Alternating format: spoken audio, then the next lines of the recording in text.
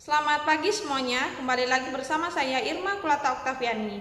Pada kesempatan kali ini, saya akan membawakan sebuah metode pembelajaran, yaitu example non-example. Untuk mengetahui seperti apa proses pembelajarannya, silahkan simak video selanjutnya. Jangan di skip ya, selamat menonton. Selamat pagi semuanya. Pagi Bu.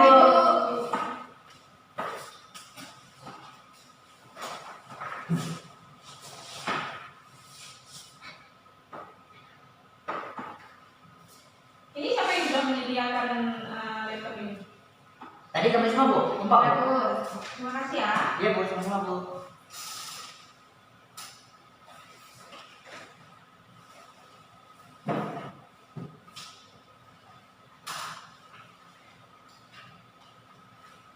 Baiklah, sebelum memulai pembelajaran kita pada pagi hari ini, Ibu minta tolong salah satu dari kalian untuk memimpin doa. Baik, sebelum kita memulai pelajaran kita pada pagi hari ini, marilah kita berdoa menurut agama dan kepercayaan kita masing-masing. Berdoa dimulai.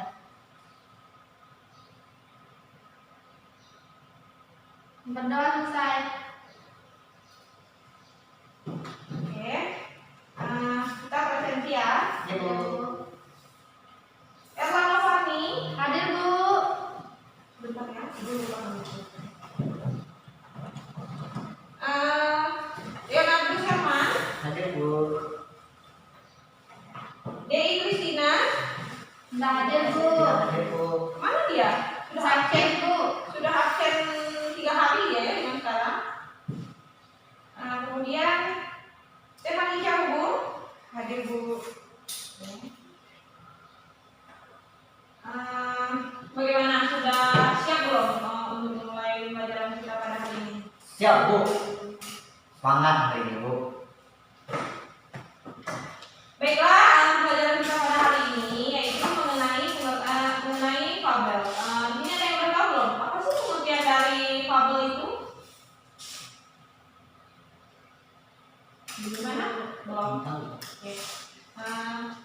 Ibu akan menjelaskannya. Iya Bu.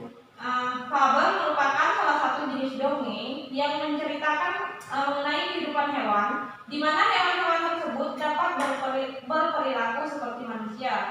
Fabel juga disebut dengan cerita moral, karena ceritanya mengandung pesan moral kepada pembaca. Pada umumnya, fabel dibuat untuk mendidik anak-anak karena biasanya mereka menyukai tokoh binatang. Tujuan cerita fabel adalah agar anak-anak mencontohi tokoh yang baik dan tidak mencontohi tokoh yang buruk. Kemudian struktur fabel. Di sini ada yang tahu tidak struktur fabel itu apa saja? Belum tahu Bu. Oke. Nah, struktur fabel ini terdiri dari 4 unsur. Yang pertama yaitu orientasi, yang kedua komplikasi, yang ketiga resolusi, dan yang keempat koda. Ya.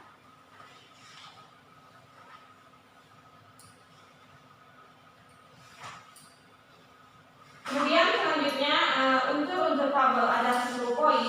Yang pertama yaitu tema, yang kedua latar, kemudian tokoh, kemudian yang keempat watak tokoh, yang kelima konflik, yang keenam amanat, yang ketujuh cara penceritaan, yang kedelapan tujuan komunikasi fabel, yang kesembilan alur, dan yang ke-10 pesan. Nah, sekian penjelasan dari Ibu. Kemudian ini cuma 3 orang saja. Jadi sebenarnya itu Ibu mau minta kalian menurut kelompok, tapi karena nomor 3 ya mandiri saja ya. Di sini Ibu akan membagikan sebuah cerita kepada kalian ya.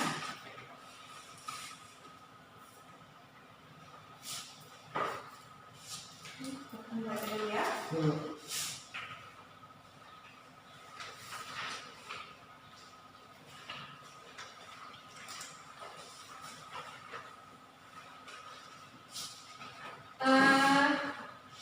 Ibu berikan waktu kepada kalian sekitar 10 menitan untuk membaca cerita tentang tupai dan ikan gabus yang sudah Ibu bagikan. Kalau sudah, kasih tahu Ibu ya. Iya Bu.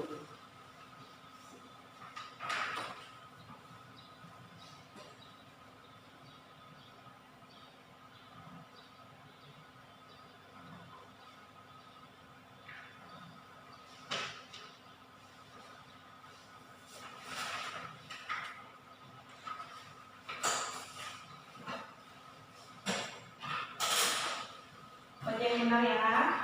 Cuman dulu.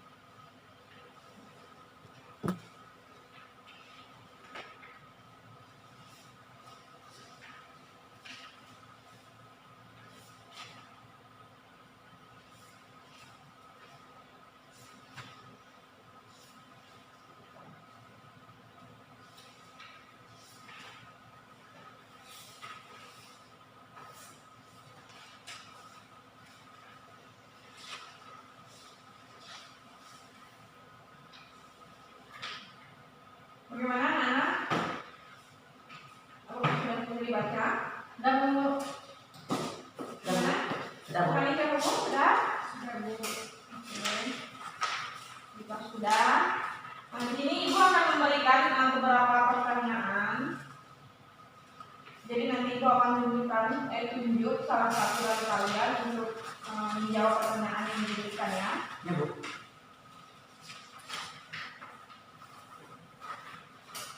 Nah, di sini ada 5 pertanyaan. Pertanyaan yang pertama yaitu apakah yang dimaksud dengan fabel? Mohon maaf tentunya Ibu tidak akan menunjuk siapa yang menjawab, tapi terserah kalian saja. Ya, Bu. Ya, Bu. Ya, Bu. Jadi untuk pertanyaan yang pertama siapa yang akan menjawab? kami Bu. Oke, silakan Fabel.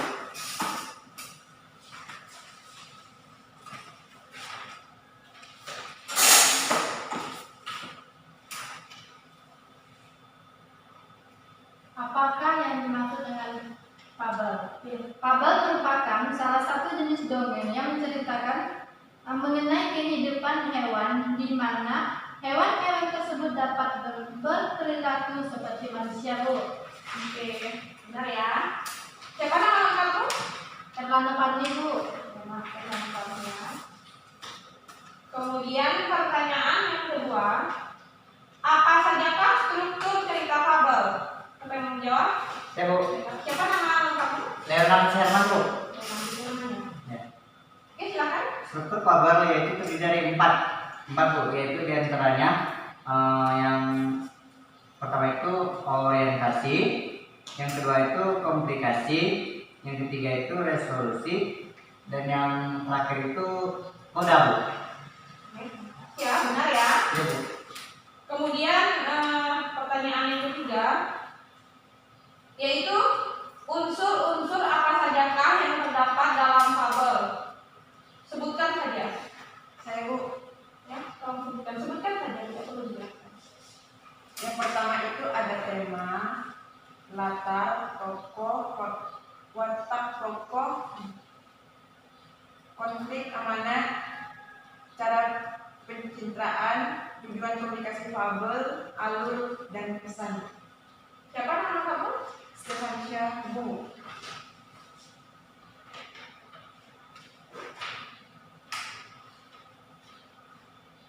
Nah, tadi kan hanya disebutkan saja kan. Nah, di sini Ibu ingin bertanya lagi ya mengenai unsur-unsur fabel. Tolong salah satu dari kalian ini menjelaskan pengertian unsur-unsur fabel, yaitu tema, latar tokoh, dan watak tokoh. Siapa yang bisa menjawab? Saya, Bu. Oke, jelaskan. gagasan atau sebuah inti di sebuah cerita. Kemudian Itu latar. latar itu melingkupi latar tempat, latar waktu, sosial dan emosional. Kemudian tokoh. Tokoh itu para pelaku yang terlibat dalam suatu cerita. Latar tokoh. Latar tokoh itu merupakan sifat-sifat yang digambarkan oleh tokoh cerita. Oke. Kemudian yang selanjutnya, tolong jelaskan kepada ibu apa sih yang dimaksud dengan konflik, amanat, dan cara penceritaan. Kami Bu. Oke, silakan. Konflik adalah permasalahan di dalam cerita. Kemudian amanat adalah pesan yang terkandung di dalam cerita. Kemudian cara penceritaan adalah sudut pandang yang digunakan di dalam cerita. Terima kasih Bu. Oke. Nah, yang terakhir mengenai unsur-unsur fabel ini, tolong salah satu lagi jelaskan kepada ibu pengertian tujuan komunikasi fabel, alur, dan yang terakhir pesan. Tujuan komunikasi fabel menginspirasi, terus menghibur serta juga mendidik Bu. Terus alur itu jalan cerita. Pesan itu pesan yang ingin disampaikan oleh si penulis kepada pembaca Bu. Oke, terima kasih ya. Kemudian kita masuk kepada pertanyaan yang keempat, yaitu tentukan tema, latar, tokoh, dan watak tokoh di dalam cerita Tupai dan Ikan Gabus. Siapa yang menjawab? Ini Bu. Oke, ini yang ditentukan itu tema, latar, tokoh, dan watak tokoh. Baik Bu.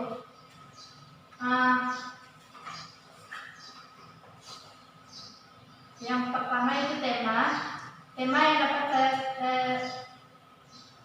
tema yang saya temukan dalam cerita tersebut yaitu Tupai yang pemberani dan suka menolong. Kemudian latar yang ditemukan dalam cerita tersebut itu telaga di daerah Kalimantan Barat dan di laut. Kemudian tokoh Tupai yaitu tokoh utama dan Ikan Gabus itu tokoh pembantu. Kemudian latar tokoh Tupai suka menolong dan tanpa pamrih. Ikan Gabus acuh dan tidak peduli dengan orang lain. Terima kasih Bu. Baiklah, terima kasih ya Bang Tommy. Kemudian Ibu minta tolong dari salah satu di antara kalian untuk menentukan konflik dan amanat di dalam cerita Tupai dan Ikan Gabus tadi. Konflik dan amanat saja. Siapa yang ingin menjawab? Saya Bu. Silakan. Konflik di dalam cerita Tupai dan Ikan Gabus itu, Ikan Gabus sakit lalu meminta si Tupai mencari hati ikan hiu. Kemudian amanatnya? Yang amanatnya itu di dalam kehidupan kita harus saling tolong menolong karena Tuhan akan memberikan jalan bagi orang yang suka menolong. Baiklah, benar ya. Iya Bu, terima kasih. Kemudian pertanyaan yang kelima, yaitu pertanyaan yang terakhir, apakah pesan yang terkandung di dalam cerita fabel yang berjudul Tupai dan Ikan Gabus? Saya Bu, Silakan. pesannya itu adalah sahabat akan selalu ada di saat susah maupun bahagia. Jadi jangan takut untuk berkorban demi sahabat, karena kebahagiaan sahabat adalah kebahagiaan bersama. Oleh karena itu, jika ada sahabat kesulitan, maka kita harus membantunya. Benar ya?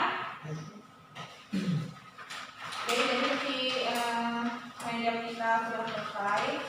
Tetapi sebelum mengakhiri pembelajaran kita pada hari ini, Ibu ingin mengulang kembali ya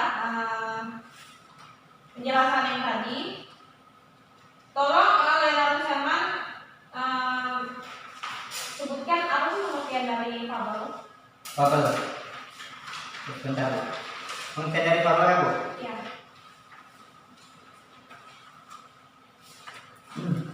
Fabel itu merupakan salah satu dongeng yang menceritakan mengenai kehidupan hewan, di mana hewan-hewan tersebut berperilaku seperti manusia. Baiklah. Kemudian tolong Stefani Ibu jelaskan kembali kepada Ibu, sebutkan berapa struktur yang ada di dalam fabel. Ada 4 Bu. Ya, sebutkan.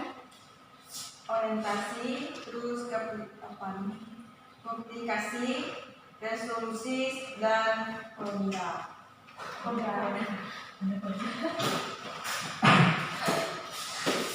yang berikut ya. Iya Bu. Maaf Bu, karena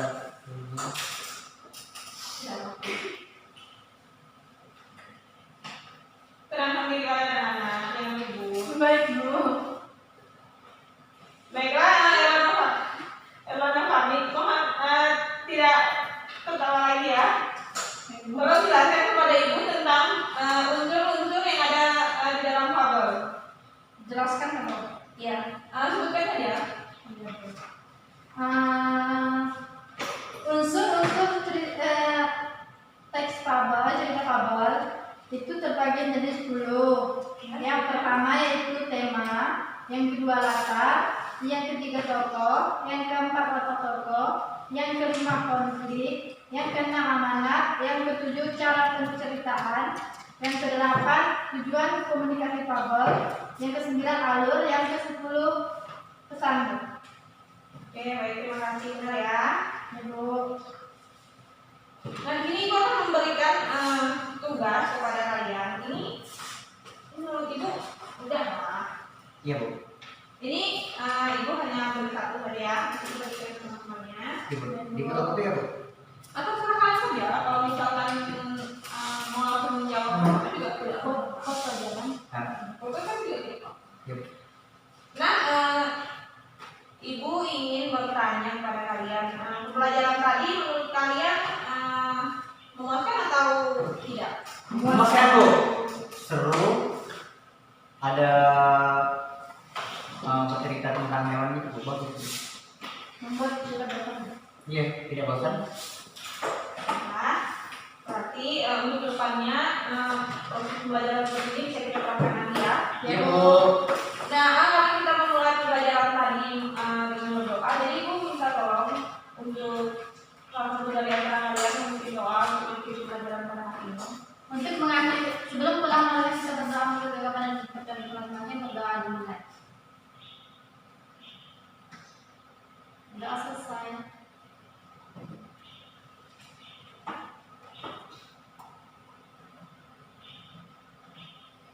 Baiklah, karena ini laptop kalian ya, jadi bisa memimpin lagi. Terima kasih untuk kalian semua. Selamat pagi. Pagi Bu.